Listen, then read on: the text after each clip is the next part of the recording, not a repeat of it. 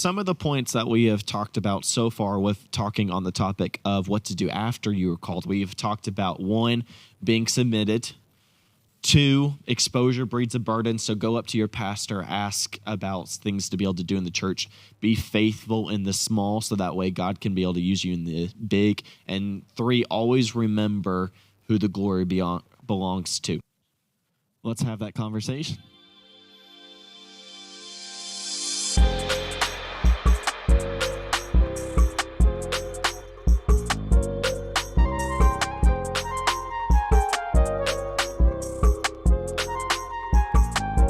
To Authentic Conversations. And before we get straight into our topic, we have one question for today. For you viewers and listeners to get to know us a little better, what is your go-to fountain drink? So I'm not even going to answer this question because I know for a fact that Austin already knows this, because every single time that we go out to eat together, I never even get a chance hardly to order because Austin's the one to shout it out. So Austin, what do I like to drink? David gets the exact same thing no matter where he goes. It could be fast food. It could be a nice, fancy restaurant. And David will always get Dr. Pepper no ice. And he gets no ice because it just melts down anyway, and there's more room for the Dr. Pepper. Yeah, hot take. Well, who puts ice in a cold drink? Because when it does melt, it just waters down the taste, and then you don't do it. I'm a person that I like room temperature drinks anyways. I got my Fuji water over here sitting underneath me. I would never want that cold unless I'm just burning up during the summer. Give it to me room temperature, and then I don't have to worry about it at that point. Then I get so much more. I'm good with the room temperature water, but you give me a crisp, cold Sprite. Is it McDonald's Sprite or is it? Oh, McDonald's Sprite is the best Sprite. I was going to say, is there really a difference between McDonald's Sprite and not? It goes McDonald's Sprite and then any Mexican restaurant Sprite, and then the rest, they're all the same. But those two, top tier. Gotcha. See, for me, it's Dr. Pepper always, unless I'm at Cookout, then it's Cheerwine, because you can't get Cheerwine a lot of places, but Cheerwine is kind of like a more cherry Dr. Pepper. It's very good. So what's yours? What's your go-to? Is it just Sprite? Yeah, I'm not a big dark soda person, so Sprite, when I'm really feeling to spice some things up, I'll get Mountain Dew. So I know you don't like sweet tea, which is a sin in Tennessee. I do not like sweet tea at all. At all. But with that being said about our favorite drinks and David's Dr. Pepper No Ice, we will go ahead and get started with today's topic. And today we're going to be talking about what to do after you get called. You maybe feel led in a service that, okay, maybe I feel called to youth ministry. That's great, but what do you do after that? What are the following steps to get to that place during your waiting season or whatever it may be? What do you do after that? So, Dave, if you want to go ahead and kind of start us off with that. Well, I feel like I'll address the viewers that they know that they're called, but they don't know to what. Right. So I know that I'm called to be able to speak in front of people, but I have no idea in what aspect. I know that I'm called to sing, but I have no idea in what aspect. How do I figure that out? Well, one, prayer, because prayer is always the answer. But also, 2, one of my favorite quotes, and this is by Brother Jim Sleva from Indiana Bible College. He even has a book out to be able to check out talking about this. And he always says, exposure breeds a burden. Now, what exactly does that mean? So exposure breeds a burden means that the more time that you spend being a part of something, so let's just say you want to be involved in speaking. Okay, I'm going to join the youth team. Right. So I may not know if this is directly where I'm supposed to go, but I'm going to go and develop or sacrifice some of my time to this. Well, the more that you start to spend in that atmosphere of youth team ministry or singing or whatever it may be, the more you start to see the little things of God's given me a burden for this. God's given me a burden for these people. And those wouldn't be things that you would have ever received otherwise. So it can be the same of a community. God's called you to be able to speak, but you have no idea to who. Well, then you start to look around your neighborhood and your community, and God starts to give you a burden for the people that you're living in your neighborhood. Exposure breeds a burden. So if you're at the point where you're like, I know for a fact I'm called, but I have no idea what to fully, and I don't know how to figure it out, just try out different things. Go to your pastor and say, God or pastor, where is the biggest need of our church right now? Where can I be the most help? And I'm going to be honest with you, pastor will have the answer for you wherever you go. And then just be willing to be able to sacrifice your time and your effort to be able to be a part of that. And then watch the burden that gets bred from that. But that's my biggest advice on that. What do you think? So I would say that from my experience is, I got called. I knew that I was supposed to do something in ministry, but I didn't know what. So I started off in children's ministry, and it was that exposure to ministry that kind of sparked it. And I found out that, maybe children's ministry wasn't necessarily for me. Then I moved to youth ministry. I was like, okay, that's it. Okay. And then it's just been a gradual thing of moving through ministry. But if I would have never exposed myself first to youth ministry, or not youth ministry, children's ministry, then I maybe would have been staying in the same place and not growing, because that helped me. One, I was able to teach others, but at the same time, it helped me grow as a teacher and a helper in that place. So I think spot on is that, if you don't know what to do, ask. Right. Ask somebody in your leadership. Ask your pastor.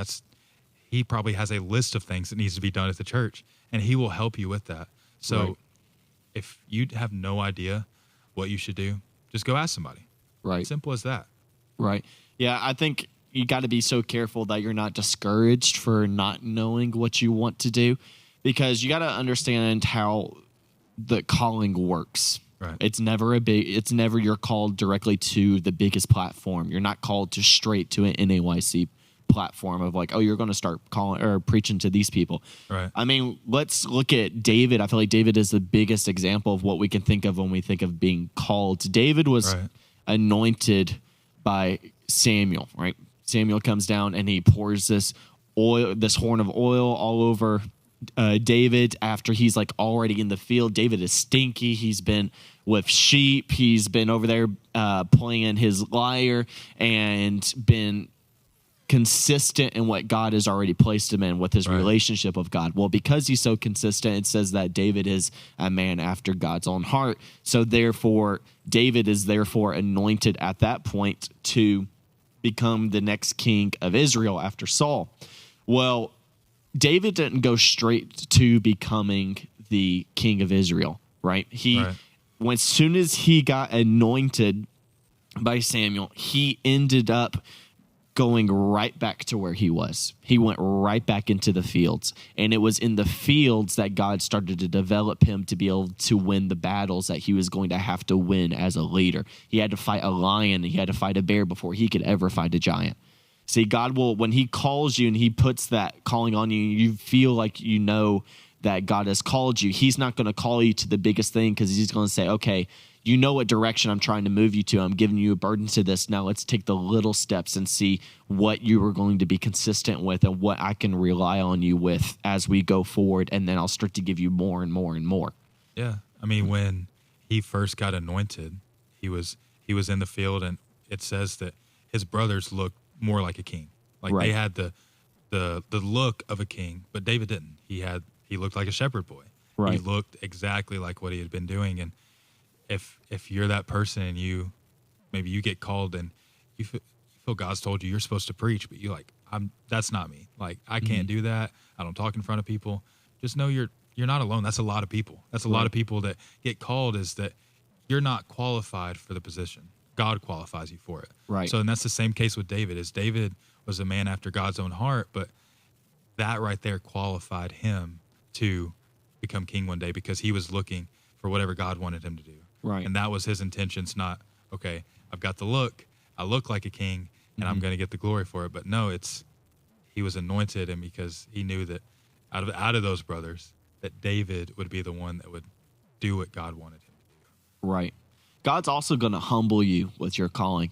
Right. I mean, the reason why Saul was chosen as the king of Israel in the first place, yes, he looked like it says he was a head taller than everybody else around him, but he was chosen because he was humble. But it was when Saul lost that humility and started to do things on his own that he lost his calling as well. And God was like, no, I'm going to find somebody else to take it.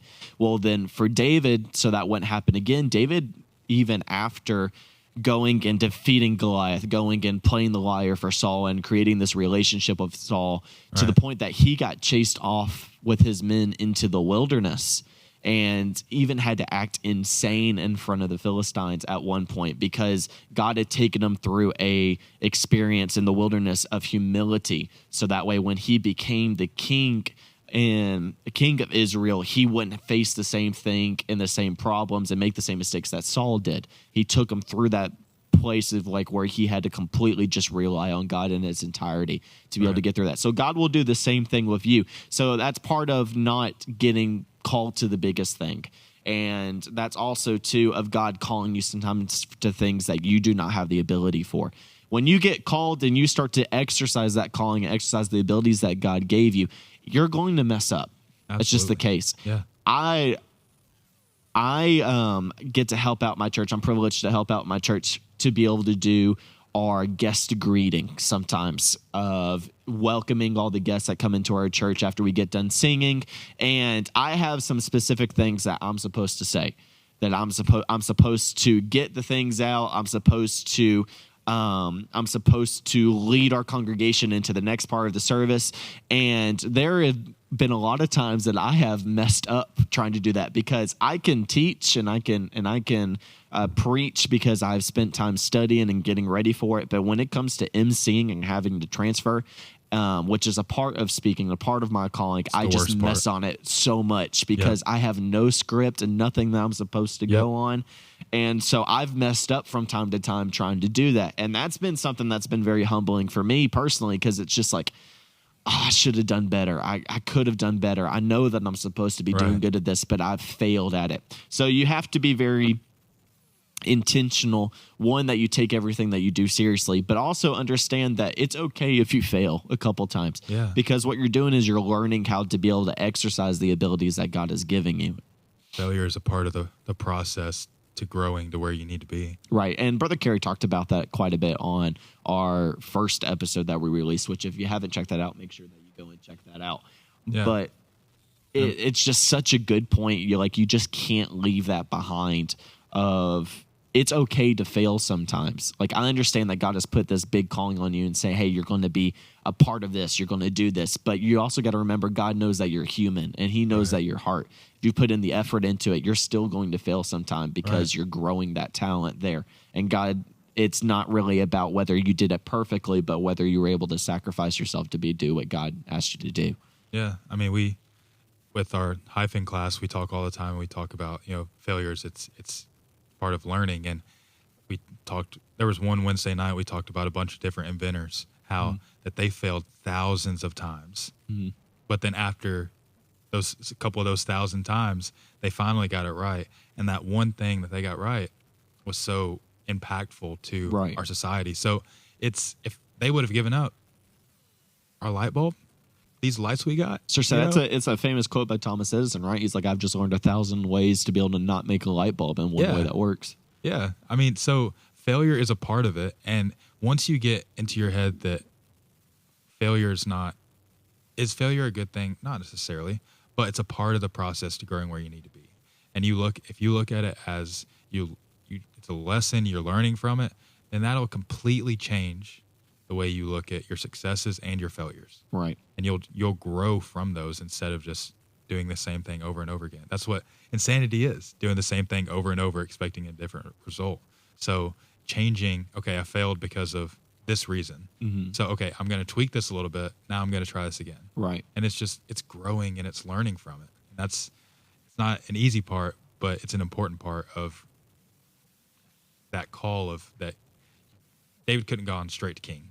Right. He had to fail a couple times. He had to learn a couple lessons before he could have got to that place. But once he did, all the lessons he had learned, okay, God had equipped him to do the job that he was called to. Right. You also got to think of the process of if God's calling you, the Bible says too much is given, much is required. Right. So if he's calling you to something, he's also going to call you to get rid of something as well. Right. So I would say that one of the next steps that you're going to take after you feel the call is you need to start praying to God specifically, what things do I need to get out of my life to be able to make room for what you have for me and what you want me to go to? Yeah. And that will probably be things that your neighbor, your friend, or your family member is not having to give up. It may be some sin, and God's like, okay, you just can't have this in my life. But sometimes God just says, you desire this too much. Right. You spend too much time on this, and I need that time to go for me. So therefore, I'm going to ask you to sacrifice that up to me to be able to be a part. I mean, you think of Abraham and Isaac. Yeah. Isaac was the biggest. It was literally a dream come true for Abraham and everything that Abraham wanted. But God still said, I need to see that you're willing to be able to give this up for me before I can show you fully what I have for you. Yeah. And so it's the same with us. When we get called, God will say, okay, I'm requiring more out of you, so you have to be willing to give things up to me there as well. Right. And once he sees that you can sacrifice and give up those things that you necessarily enjoy, he's like, okay, you're serious about this. Right. You got called and you're like, okay, I'm going to take this serious. This isn't going to be something I take lightly. Mm-hmm. And that shows God that you'll do whatever it takes to fulfill the call that he's calling you to do. Right. So that's an important part. And I think another part of your calling, for that to grow, you got to be submitted. Right. You got to have a pastor that you are submitted to. Right. And if he tells you to clean the toilets, clean those toilets the best that you can. Right. There is absolutely nothing wrong with being called to a ministry that you may get a lot of clout for, which would be like something like pulpit ministry or singer or something like that. Right. But that ministry where people see that happening is only going to be 10% of what you're actually doing it. Our pastor likes to say that ministry is spelled WORK because 10% of it is seen, and then 90% of your ministry will always be unseen. 100%. It would be the things that you're vacuuming up a youth room after it's all said and done. You're taking out the trash. You're creating events, you're spending down planning all these things out, putting Excel sheets, whatever that may be. It's going to be different for every single person, but you got to understand that it's not always going to be sunshines and roses, but it's going to be some things that is not always the pretty side that you also have to handle as well. Yeah. I mean, if we're being completely honest, ministry is not pretty. Right. It's not. It's hard work. I would say that my ministry is harder than my secular job. I would say that 100%. Right. It's because there's more that's on the line than if I lose my teaching job, I go find another. You know what I mean? Mm-hmm. But like my ministry of being a hyphen pastor at the church, I'm teaching and trying to help grow this group. And that's so much more vital and important in the kingdom of God than teaching math. You know what I mean? Right. Both important. Both have roles in society, but like I take that so much more to heart than maybe something else. And that's okay. And I think that, like we were saying, with the submission, is that you may not always get that recognition that we talked about. Right. And we even, I think in our episode with Brother Carey, we even talked about that you would receive, and it may not be something that you get a microphone all the time, but the behind the scenes, like we don't see the stuff that happens in the office every single week. We don't see the meetings that pastor sits in every single week, helping marriages, helping people make decisions, or helping lead them and being their shepherd. That's the part we don't see. We see the 45 minutes, depending on the Sunday, maybe an hour 15. Who knows? Who knows how pastor's feeling? But but that's the part that we see on a weekly basis. Right. What we don't see is the studying, the preparation, the phone calls, the hospital visits, that part of ministry that's the work that we talked about. Right. It's not the pretty stuff. It's the hard, the difficult stuff. And I would say, I'm sure if we ask Pastor right now, which part is harder, the behind the scenes, the counseling and all that, or the preaching, I'm sure he would say probably the behind the scenes, the hospital visits, and all of that, because that part's much more weary and rough than getting up here and preaching, which is, both parts are needed. But I'm sure that he would say that part is so much more difficult for his ministry. Right. And I would honestly, and I said this in a couple episodes ago, but I believe that the seen is less important than the unseen, because you're setting a precedent and you're preparing for the seen. If you just had the seen but no preparation, then there wouldn't be anything worth saying to begin with. But it's the unseen, it's the dedication, and it's the consistency that in a prayer room or in a whatever way that God has called you to serve, that is going to heighten up and make the scene worth sing. Right. That makes sense. Like, you can't go and teach a lesson and have no idea what you're teaching from. Right. You can't go and do a Bible study without ever reading the Bible, because somebody's going to ask you a question and you're going to have no idea. Yeah. I've heard a story. My sister went on an AYC trip, and on some AYC trips, they let the students participate in ministry as they went on. And she told me a story. It was just kind of funny. I have no idea who this guy is. That they all went on this AYC trip, and he had the privilege to be able to open up for one of the preachers that was going to preach while they were there. Right. And the guy, instead of preparing for anything, went on YouTube and then looked up a message on YouTube and then copied it down word for word, and then went into the service going to preach, and then proceeded to preach on how Moses built the ark. So it was he ended up digging himself a hole and losing all credibility in that situation because he didn't prepare at all to be able to begin with. Well, technically he prepared, but he didn't prepare the way that he should have prepared. Yep. He did some preparation, just not the right way. Right. He tried to take the easy way out on that. Yep. But the same thing goes with every single ministry. If you're not willing to be able to put in the time in the unseen and to be able to get yourself prepared, the Bible says in Timothy, study to show thyself approved. Right. Then whenever it comes to God's like, okay, now you're going to be able to go and be using this. You're going to go and pray in front of this group. You're going to go and speak, or you're going to be able to go and serve in front of this. You're going to lose all credibility and all trust in that because you weren't willing to be able to do the unseen. Yeah, because you're more focused on doing the scene, being on that platform and all that. When if you're searching for a call for the scene or a title, you're not doing it for the right reasons. Right. It's the call and the title is all a part of the kingdom of God. And if that's not your reason to further God's kingdom and to do what he has called you to do, then he will humble you quickly. Right. Because if you just want a preaching ministry, platform ministry, just for the scene, just for people to pat you on the back, it's not going to be pretty. God will humble you so fast. But if you go into this and saying, God, whatever you need me to do, and he calls you to that, and and you do it because he's called you to. I know we have in Tennessee, we have a evangelist that travels around, and Brother Gary Vick, and he's one of my favorite preachers. He's just country. I love it. I love it. But he says that he would rather give up his ministry and not be known as that, because he wants all glory to be known to God, because he's known to be used in the prophetic, and that's something that a lot of people can get very hung up on, is the scene. That part is that they see him prophesying to people, and they see that he's the one saying these things, but he's very humble about it. And he said if he could choose between just having a relationship with God and what God has called him to do, he just wants that relationship with God. Right. And so I think he came to our church one week and did a little Saturday session with us, and it was really touching and inspiring, because it's all about God and everything he does, and he wants that relationship more than he wants his ministry. Right. And that's the place that we need to be, is that the relationship's more important than any title, any ministry. As long as our relationship with him is good and strong, that's the most important thing.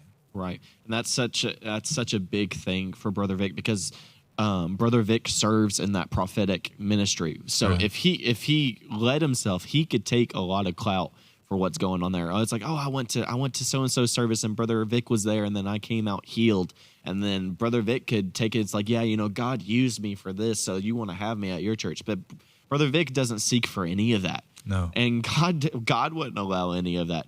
God will always show up whenever he's going to receive the most glory. Yeah. And if God stops receiving glory for the actions that he's using through a person, or if he's working through a person, that he's no longer going to use that. He's going to move on to the willing that are saying, I'm going to devote this all unto God. So that is something that's just so commendable by Brother Gary Vick. And I'm sure so many different speakers and pastors that go through that have that mentality.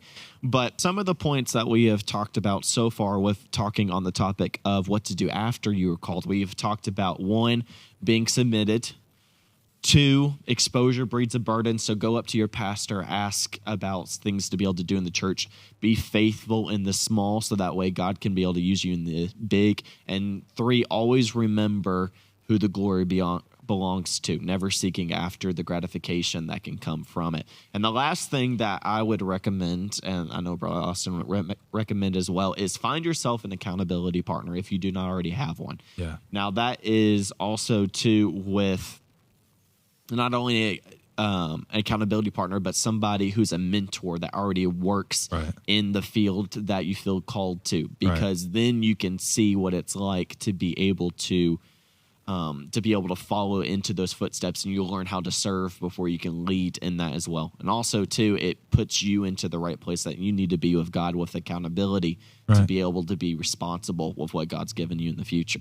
Yeah, because, I mean, getting that call from God is a big deal, and having someone that can kind of, 1, tell you from their own mistakes, this is what you should do, and 2, seeing the road that other people have traveled to say, okay, this is how you should handle this situation. Oh, you should probably do this on this situation. And they're helping you kind of stay between this line of getting to your call. And I would say it's one of the most important things you need. Right, because they've already walked the road that you're trying to walk. They've already been through all the struggles, so they know the potholes that you're probably going to hit as you go through. Yeah. So they can show you, like, okay, let's walk a little bit left. Like, maybe you shouldn't say what you were thinking there. I don't know if that was God or if that was too much Cheerios, but it's, but we're going to go ahead and go through this. Yeah. But, so having that person there just to be able to, a person that's going to tell you the things that you don't want to hear. Right. That are just going to be completely honest, like, hey, Brother Jerry, I read the fire starter that you submitted to me, but just want to let you know, I don't think that that's what he meant in that scripture that you put in there. Right. So I think that you maybe just need to take another second and relook at that and then figure out the context before you start to preach that. Somebody who's going to be able to give you the hard truth that you always don't want to hear is the best person that you could have as a mentor. Yeah, because, I mean, if they just tell you what you want to hear, they're just affirming you. Right. But if you want a true accountability partner, a mentor, they're going to tell you some hard truths. It's not going to be easy, but you're going to need to learn from those. Like we were talking about with the failure, you're going to need to learn from those and grow from it. Right. So that you can, next time, okay, I won't make that mistake. Or next time, okay, I'll read the entire context of what that passage is saying and not just pulling it out.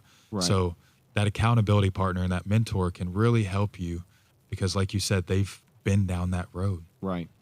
And failing in front of your mentor is a whole lot better than ever failing in front of a group of people. 100%. It's like when I first joined the youth team, and every single time I would go to teach a lesson, I would instantly, a few days before, submit my lesson to my youth pastor before it. Say, hey, look over this. Tell me if this is okay, if everything I'm saying is okay. Because I never wanted to get in front of these students and say something that was dumb or that would make me lose my credibility or that would make them question something that was in the Bible. So every single day I was submitted to my mentor and just saying, hey, I need you to go ahead and okay all this and make sure that this is all okay. And sometimes I would get oh yeah, everything looks good. And then sometimes he was like, bro, you just rambled way too much. You need to fix this. Otherwise you're going to lose everybody. Yeah. So it was having that person that developed me in that way that I'm able to be able to now be a youth pastor and able to look into that. And now my team does the same thing with me. Yeah. I love that. It's a cycle of accountability. Right. And I love the topic about what to do after the call because it's hard. You don't really, there's not a guideline of what you should do word for word. So I think everything we talked about is super important. And like we said, thank you for tuning in today and watching this video. If you haven't watched any of the other ones, go back, listen to them. We've had a couple guests, and we're excited about guests that are going to be coming in the future. Right. But if you're on YouTube, like, subscribe, do all the YouTube things. And but David, if you want to finish us off, and we'll go from there. All righty. We said one of the most cheesiest things that we can. Just like and subscribe. But it helps us out so much. You guys would never, it's hard to understand just as a viewer, but as a channel, it just helps us to be able to grow. Right. And we know that this is something that God has particularly called us to do. So the more people that we can get this out to, the more people that it may be able to reach that are having these questions right now, these authentic conversations that they haven't heard anywhere else that they can reach out to. So with that, as I always say at the end of each episode, as a part of being a part of Authentic Student Ministries, our purpose is to reach, develop, and engage students into the church that they may become authentic Christians who honor God with their lives. Thank you so much for viewing once again, and we'll see you in the next episode.